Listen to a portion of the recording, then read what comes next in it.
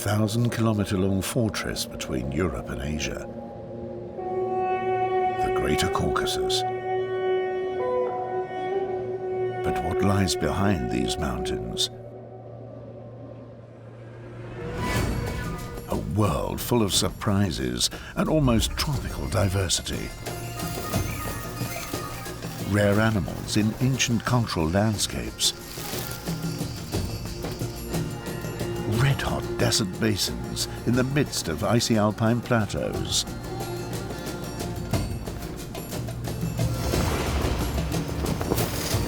Hunters and the hunted.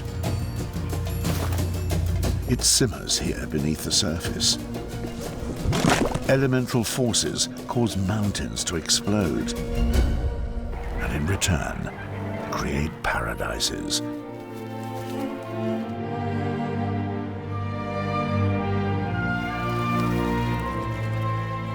In the Lesser Caucasus, between two seas and biblical mountains.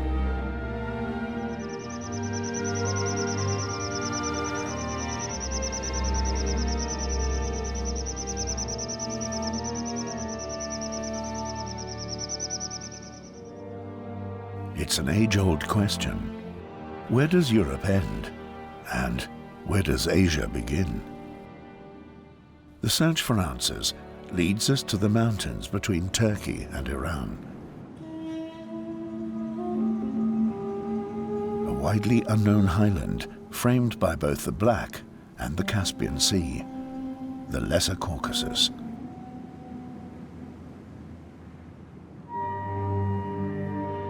In the north, the area borders on a vast mountain range, the Greater Caucasus, where Russia begins.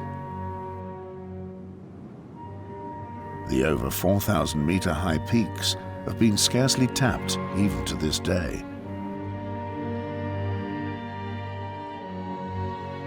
Rugged domes of ice and snow divide countries, habitats, and cultures.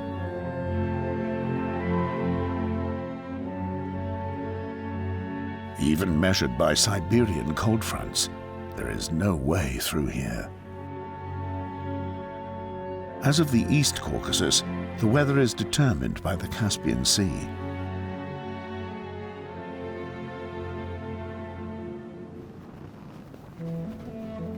Freshly fallen snow forces many animals to leave the highlands. The pastures of the East Caucasian ibex remain buried beneath meters of snow. The herd slowly follows the tracks of the elder male. The snow-covered steep slopes pose risks even for the ibex. Their instincts lead them to the southern edges of the mountains, where the wind and the sun melts the snow first.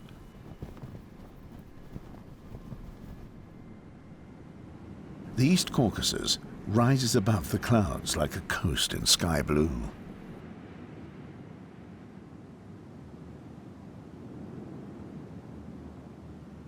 The animals can only forage on its outermost rim.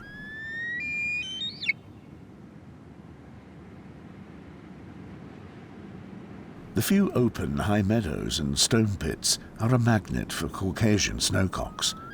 Patches like these are essential for them.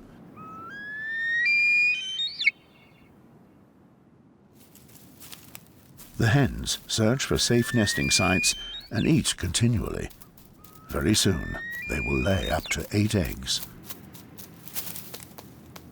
Snowcocks are monogamous. Couples stay together all their lives. He only has to win over his partner once, but a safe breeding place has to be sought after every year. Snowcocks conquer suitable territories acoustically. When the best spots have been taken, a noisy song contest gets underway.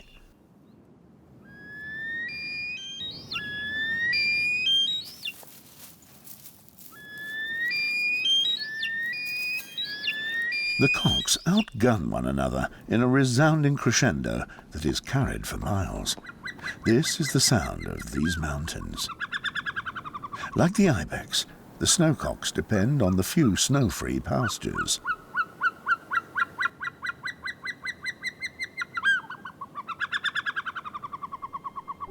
Like a Fata Morgana, the mountains of the Lesser Caucasus appear to hover above the horizon. They are just 150 kilometers as the crow flies away. But they are worlds apart.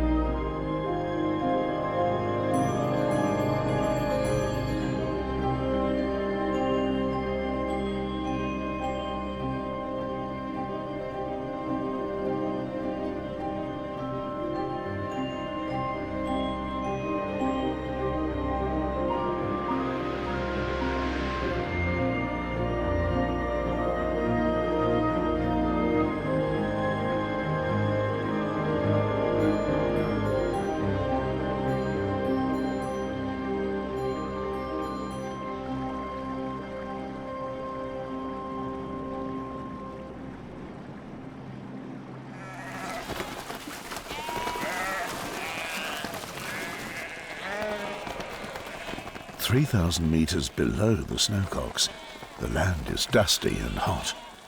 A deep basin separates the Caucasian mountains over the entire length. Protected from Siberian cold air, fertile cultural landscapes accrued in Georgia and Azerbaijan. The rivers from the Caucasus are the only water veins in the arid badlands. They are seamed by lush forest pastures, the Tugai.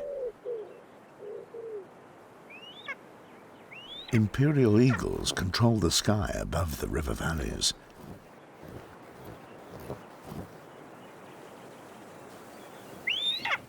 Their eyries thrown on the highest poplars.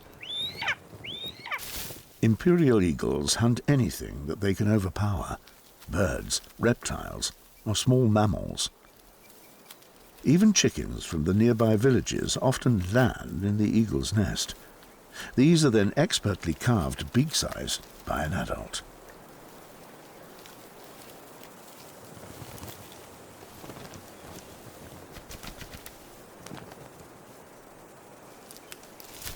Tortoises, on the other hand, are opened like cans, and their two shell halves cleanly picked empty.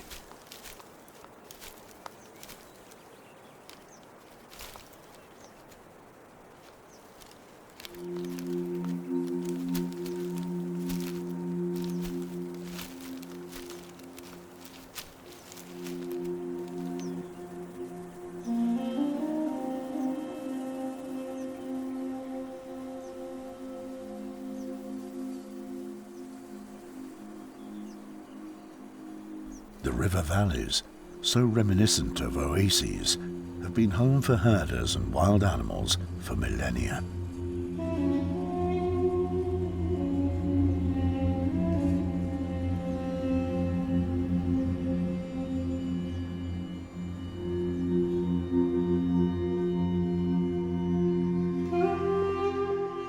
Slowly, the water trickles its way down into the basin.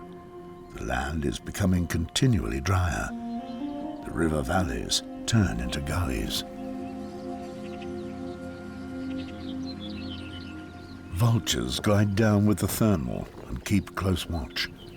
The open savannas are ideal for their search flights. 3 species of vulture live here, and they all meet regularly whenever there is something worthwhile meeting for.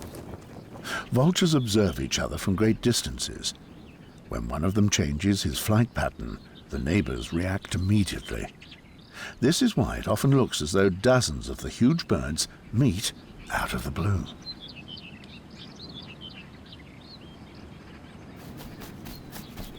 In this case, though, the ground forces arrive before the rest. If vultures have brilliant eyesight, golden jackals have a very fine nose. They know that time is short. Although until now there are no vultures in sight, it won't be long before they take over the feeding ground. Until then, the work must be done.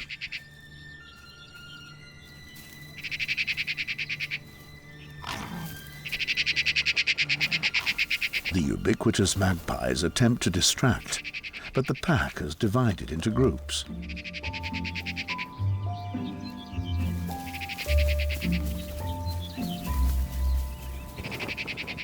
Egyptian vultures don't represent an obstacle either. Smaller than geese, the little omnivores have to be wary when in the vicinity of jackals. The first griffon vulture. The magpies can't stop him.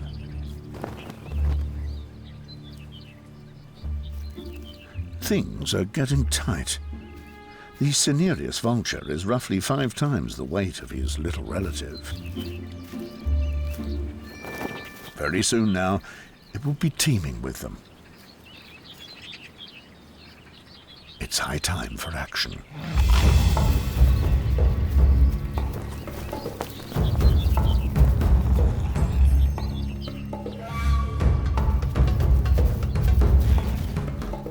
The jackals proceed skillfully. 2 of them cause a veritable riot amongst the invading vultures.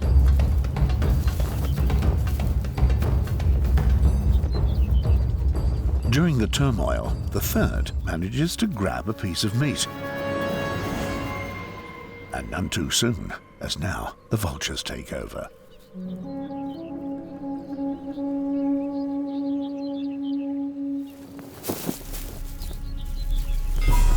The lesser the food, the more irritable the mood.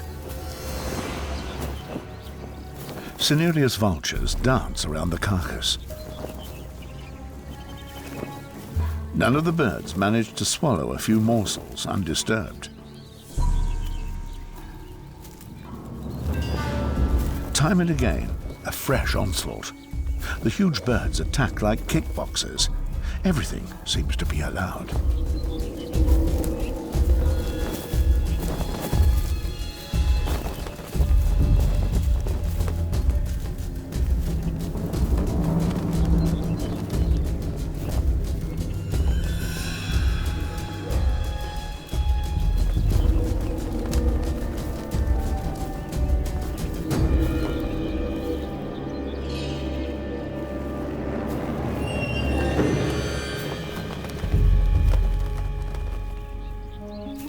The winner eventually waddles off proudly, but even he had to fight more than he actually ate.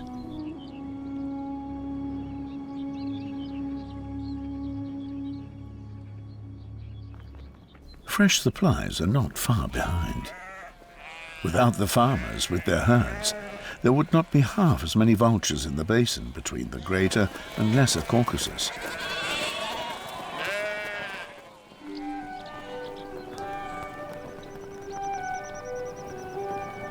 Not very far away, large swarms of birds graze.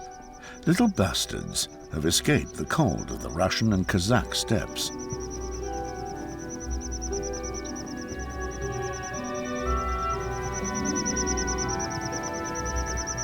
The semi-deserts around the Lesser Caucasus are the largest wintering areas of the small bastards.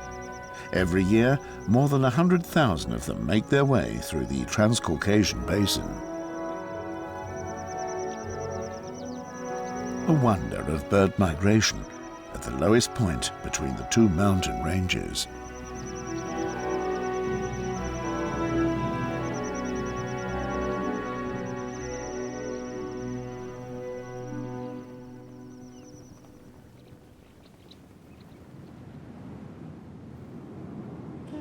"900 years ago, the world collapsed at the highest ridge of the Lesser Caucasus.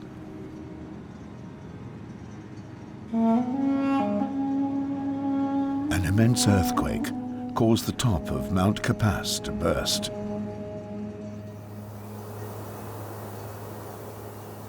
Probably within seconds, millions of cubic meters of rocks created a completely new landscape.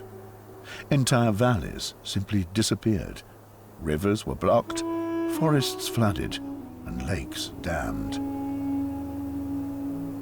Ever since then, this land on the border to Nagorno-Karabakh has remained untouched. A cascade of crystal-clear lakes, connected via mountain streams that have found their way through the scree.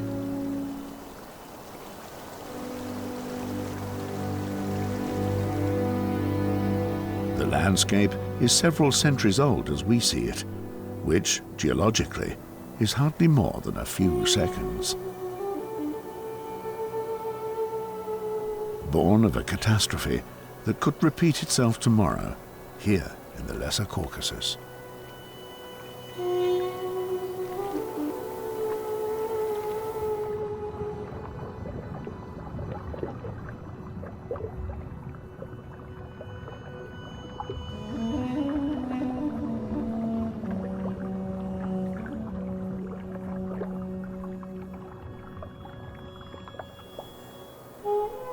Volcanic activity and earthquakes created this highland.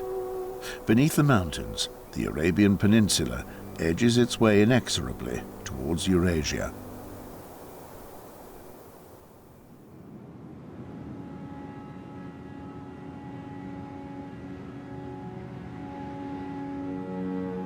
In the highland further west, the Christian-Islamic religious border transects the Lesser Caucasus.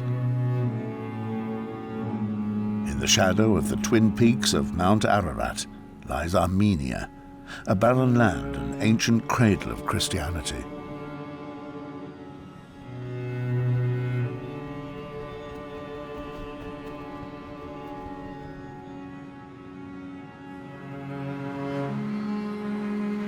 In winter, temperatures often sink below -20 degrees.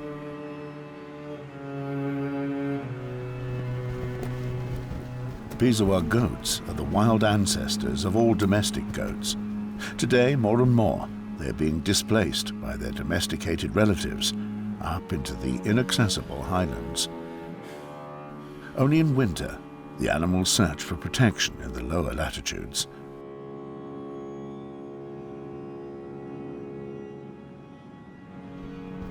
Despite scarce settlements, Armenia's mountains are also cultural landscapes and ancient pastures. Herds have roamed across the barren plateaus for more than 2 millennia.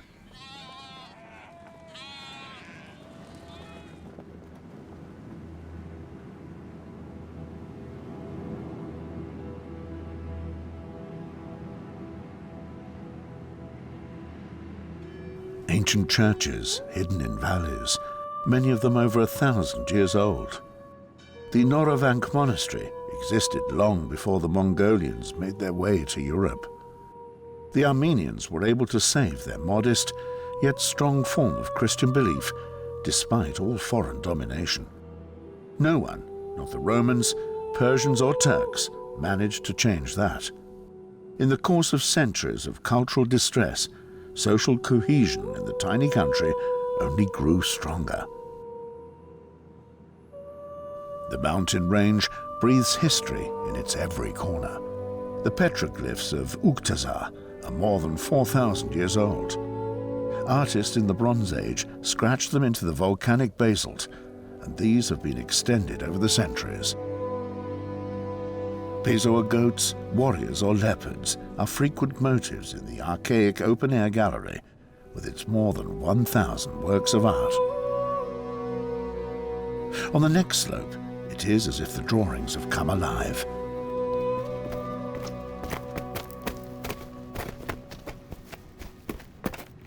The Bezoar goats have moved down to snow-free latitudes.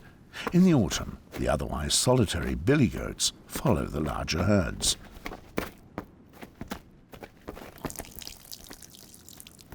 The obvious reason for their interest? It's the mating season, and you don't leave the ladies waiting.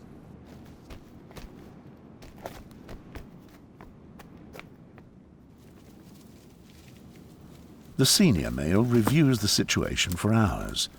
When he finds what he's looking for, he purses his upper lip in order to amplify the effect of the female pheromones. The hunt is on.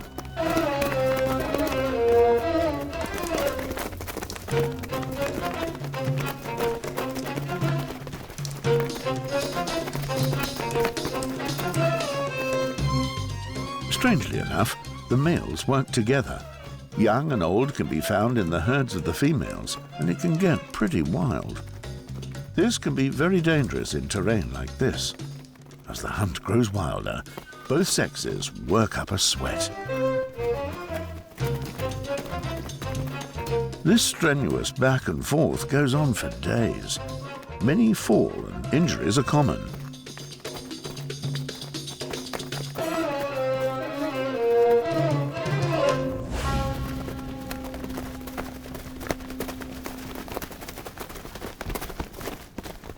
After several days, many of the males are on the brink of collapse. No one knows why Bezoar goats need such strenuous foreplay. Is this how the females test their potential partner's fitness?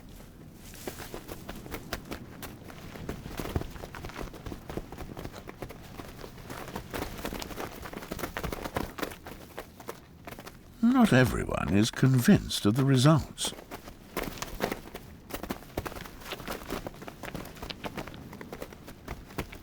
But so close to home, he won't take no for an answer.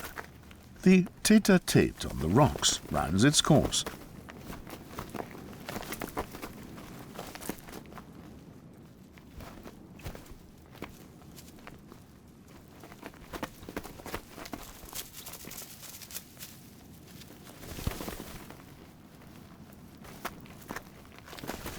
After around 2 weeks, the male and female Bezoar goats go their own ways for another year.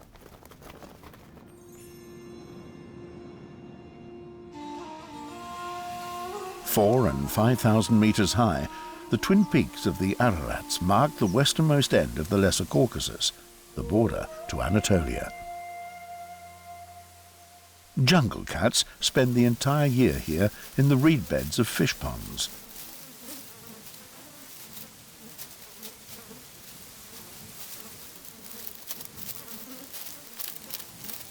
Though being carnivores, they, like all cats, often eat plants.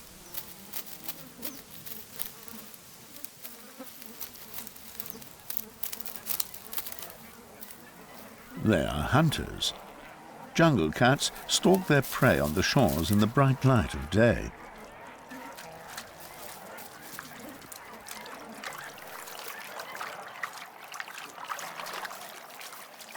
They're not picky either.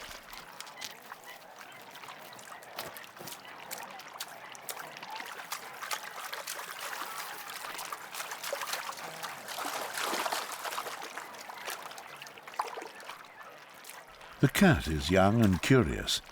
As if taken for granted, she follows the tortoise along the pond. She cannot dive away in the shallow water.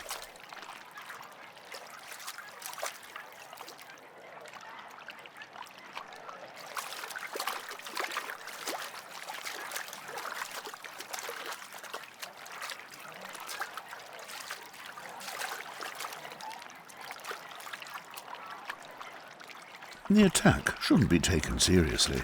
The cat has eaten enough, and now the youngster just wants to play.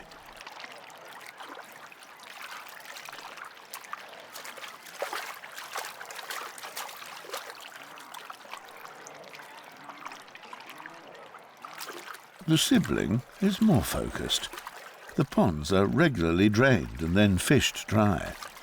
Whoever remains in the shallow water quickly becomes an easy meal. The cats just have to wait until the catfish swims close enough to the shore. They are in their element. Jungle cats are by nature not scared of water.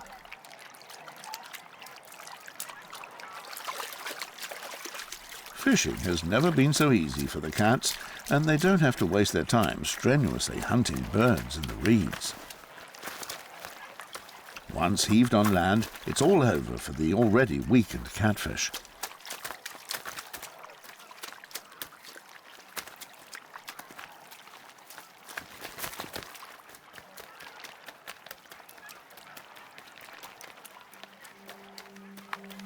Surrounded by cultural land, the fish ponds at the foothills of Mount Ararat provide ample space for wild animals.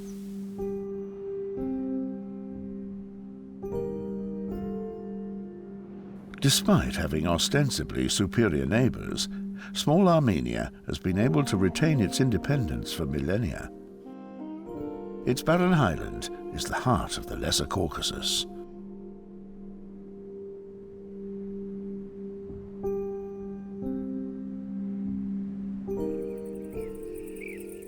The steppes in the eastern foreland of Nagorno-Karabakh are the home of nomadic herders. Many families have Persian roots. Iran is just a few kilometers away.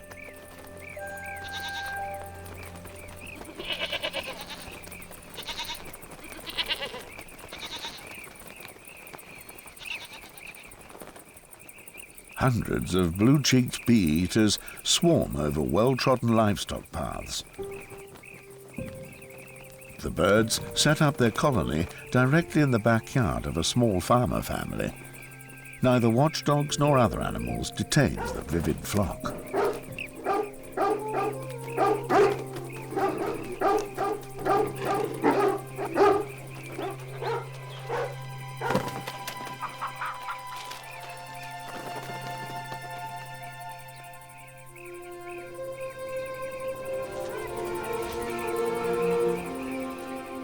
It is as if the birds belong there. The reasons for this neighborhood are simple. The bee-eaters breed underground. The more open the soil, the easier it is to build nesting burrows. It's astonishing how the bee-eaters manage to excavate the sometimes meter-deep tunnels with their short feet. The most difficult is the network of roots directly below the surface. This is why someone always keeps a lookout for suitable building shells. An innocent expression. But the owner smells a rat and doesn't hesitate for long.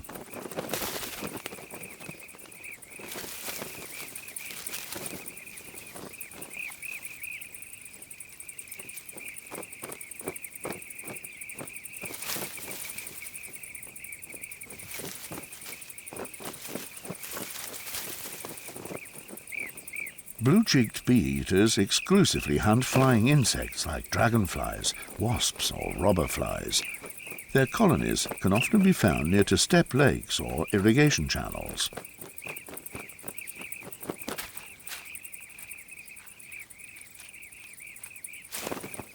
Cables are gladly misused as vantage points. Food is so abundant that the bee-eaters can choose their nesting sites practically anywhere.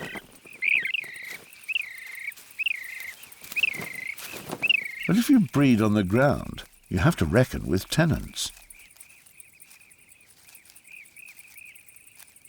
Desert ants specialize in leftovers.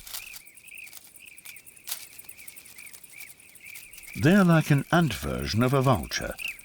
Their orientation is driven by smell. They approach against the wind direction, enabling them to smell dead insects en route. But the grasshopper is not up for grabs yet. The giant centipede knows exactly what the ant is after.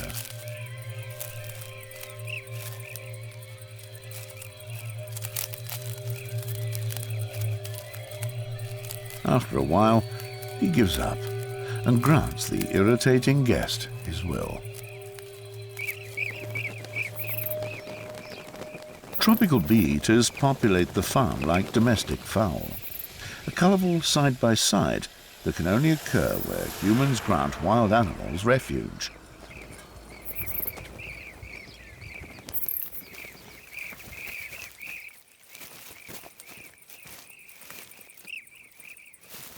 Golden jackals keep their distance. You don't mess around with Caucasian shepherd dogs. The small pack is on its way back to its hideaway in the irrigation ditch. They sleep off the heat of the day in the reeds. But young jackals are not keen on going to bed early. Just one more game.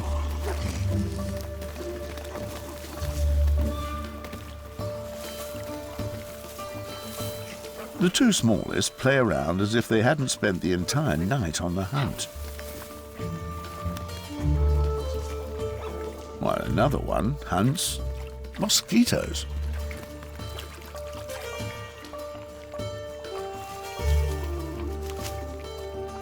And the fourth tries to bring reed stalks to life.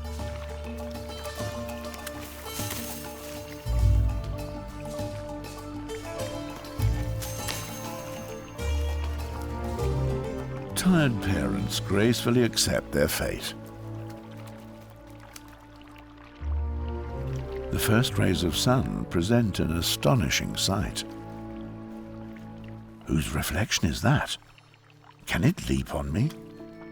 Even the waves seem somehow different today.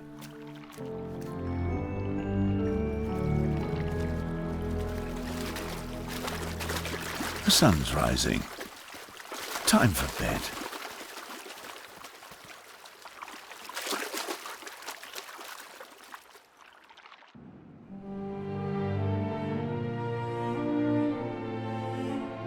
The canal is connected to a large steppe lake, the Akgul. It's a relic of the once broad marshlands of the Kura and Ararat rivers. The two main water veins of the Lesser Caucasus washed their annual high water into an extensive plain and created a unique water wilderness. As a breeding and resting place for hundreds of bird species, the Akgul is of inestimable value. All of Europe's 9 heron species, as well as the glossy ibis, nest here in the shallow lake.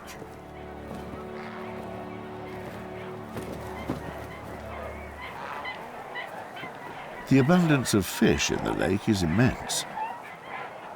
But good balance is necessary, as reed stalks are not the very best seats. For pygmy cormorants with their webbings, a real challenge.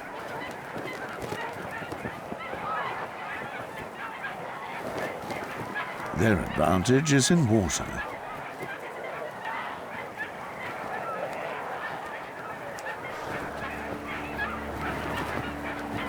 The feet of the herons are not designed for landings in the reeds either. The spoonbill prefers to remain in water while others try to get hold of the redemptive reed stalks above him. Each in his own way, rarely graceful.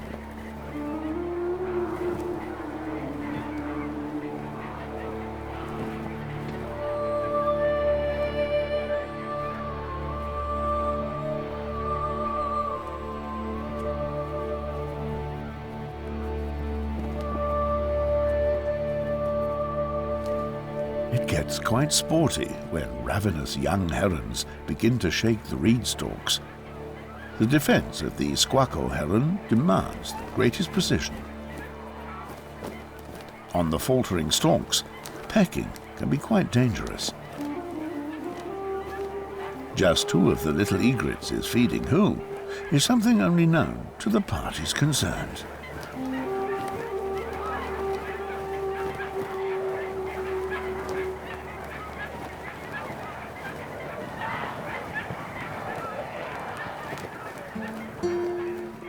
Things are even rougher at the neighbours. It almost borders on acrobatics, how the older birds manage to balance on 1 square centimetre of reed stalk. As so often happens at a rodeo, the ride ends abruptly.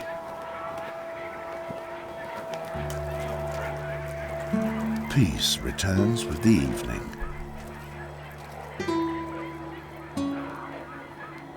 The reed lakes in the old marshes of the Kura and Ararat rivers form the most important bird sanctuary in the entire Lesser Caucasus.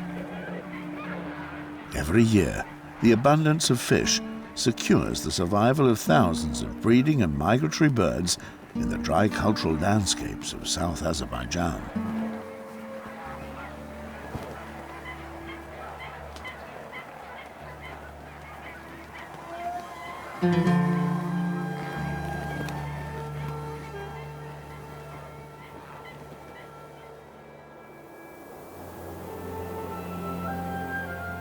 In the Georgian foreland of the Greater Caucasus, 2 tributaries of the Kura have created a spectacular landscape. the canyons of Vashlavani.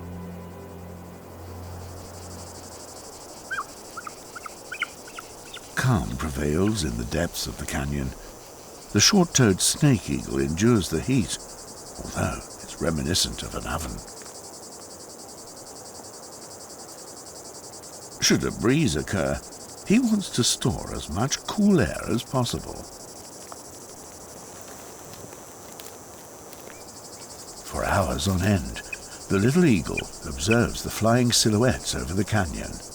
He is, as it is common for snake eagles, the only youngster in the nest. Like a fata morgana, an old bird sails aimlessly in the heat haze of the cliffs. But he doesn't land. The other parent is the one that brings the desired prey. And like all birds of prey, young snake eagles are altricial birds. Until they're ready to fly, they have no chance of getting something to drink. It's hardly worth waiting for rain in this desert ambience.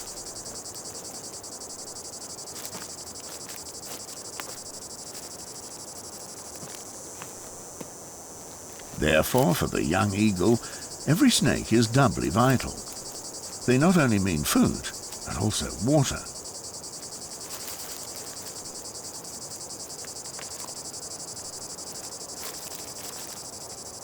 This means, when he eats a lot, he quenches his thirst at the same time. Like all vertebrates, snakes consist of about 2/3 of water. It is crucial, though, to keep the liquid from the food in the body.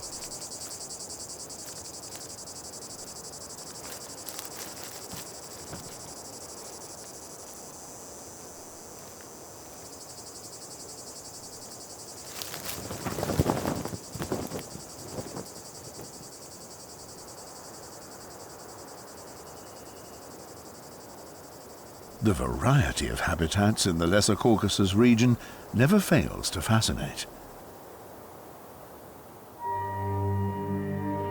The canyons of Vashlavani are one of these natural wonders. Despite their aridness, they still belong to most diverse regions, stretched out between the Greater and Lesser Caucasus.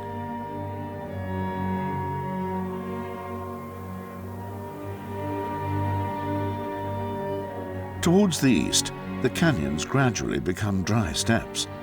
They lead down into the basin of the Caspian Sea, whose coast lies 28 meters below sea level.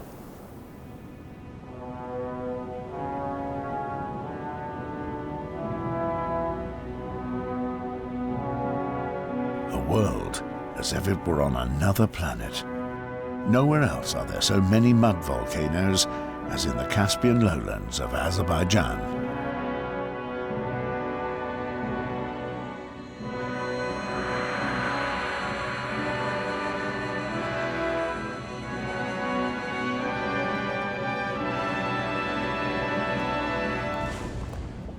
The funnels are cold volcanoes. From the Earth's crust, clay minerals and methane forge their way to the surface. Where there are mud volcanoes, there is often oil. Huge supplies lie dormant beneath the crust of Azerbaijan and the bottom of the sea. 2 centuries ago, the people already knew of never-ending dwindling oil wells, from which the fuel could be collected in buckets.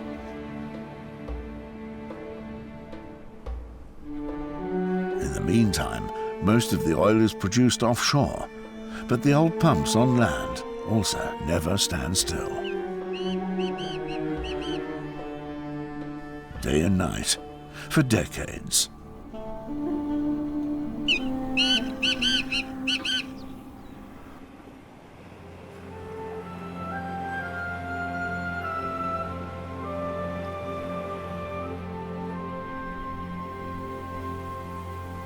The Shirvan National Park has the flair of an African savanna.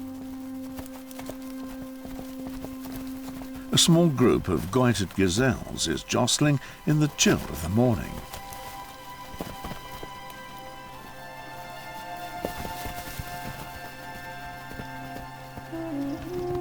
The Shirvan semi-desert is the last important refuge for these gazelles in the Trans-Caucasus.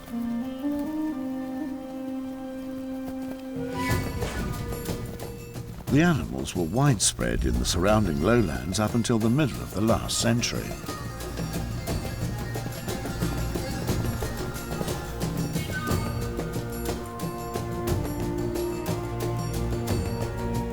Excessive agriculture and poaching have decreased the population. Pristine desert steppes, such as in Shirvan, are very rare. Thanks to strict protection, around 2,500 of these animals inhabit Azerbaijan.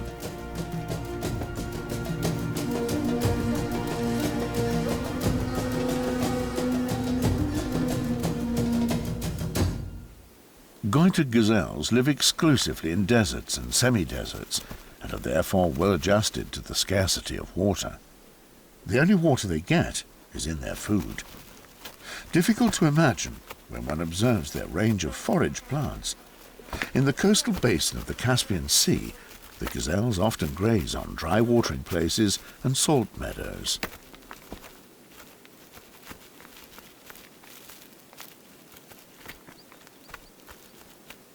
Many plants have adapted to the soil in the coastal area by either tolerating surplus salt or discarding it.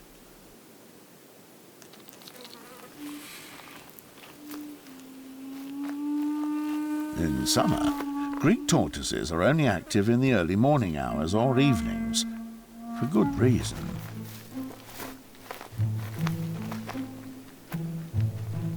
Despite being reptiles, too high temperatures are more dangerous than the cold. The bodies of the little animals heat up quickly and can overheat if she cannot find shadow somewhere.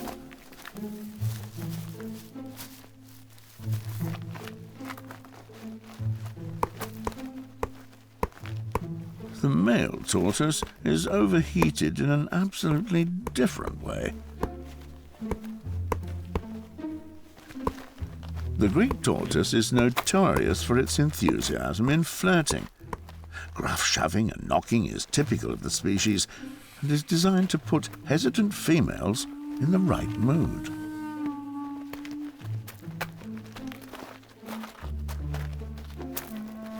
Once a female has been detected, no time is lost. Should, however, the chosen one face uphill, then the whole thing remains a dry run.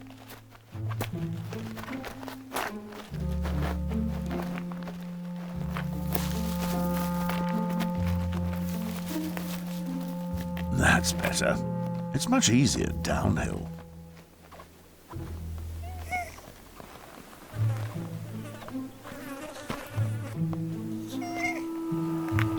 The cold blood becomes a firebrand.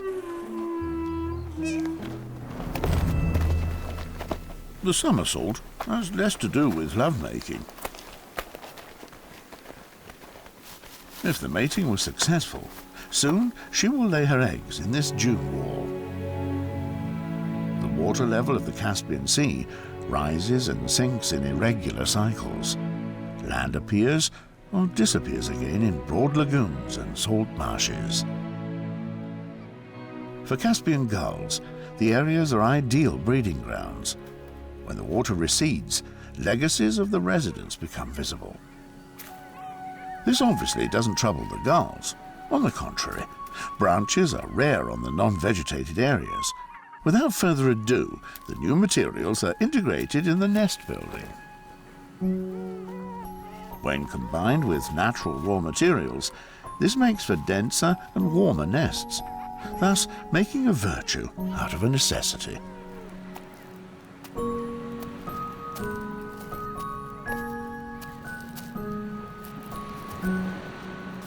In the heat of the day, two goiter gazelles head for the sea.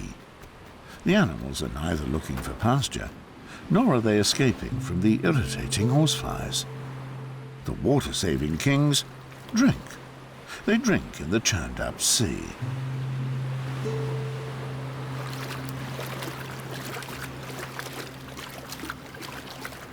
More and more animals wade through the lagoon toward the open sea. Is it all of the salt-tolerant plants in the Shirvan that make the desert animals thirsty?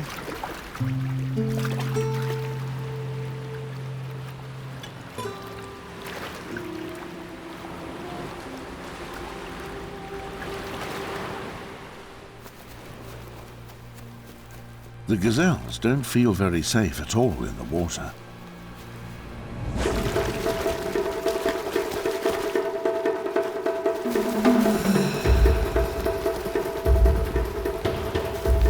When one jumps up, the rest runs off without knowing why. The flight reflex can save lives. This time, the panic was unfounded.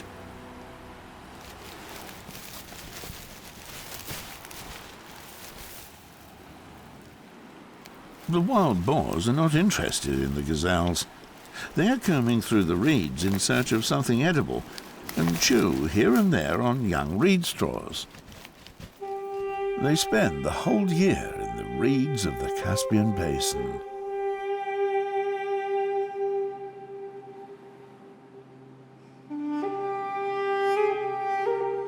A flock of greater flamingos flies across the alpine backdrop of the Lesser Caucasus. Flamingos often fly long haul, always in search of plankton-rich, shallow water. Where has this troop come from? Africa? Central Asia? It's hard to say. The Caspian lagoons are an ideal resting place. The flamingos will filter through the bay for a few days and then fly off again. Middays, when it gets too hot, the wild boars set themselves up on the beach. There, they have everything they need and don't have to worry about attacks, neither from farmers nor from bothersome horseflies. The gazelles return to the sea. It remains a mystery why they do that and how they tolerate liters of salt water.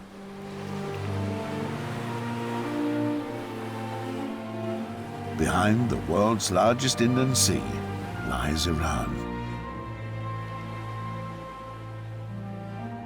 The Absheron Peninsula is the last extension of the Caucasus that here, after more than 1,000 kilometers, so to speak, sinks into the Caspian Sea.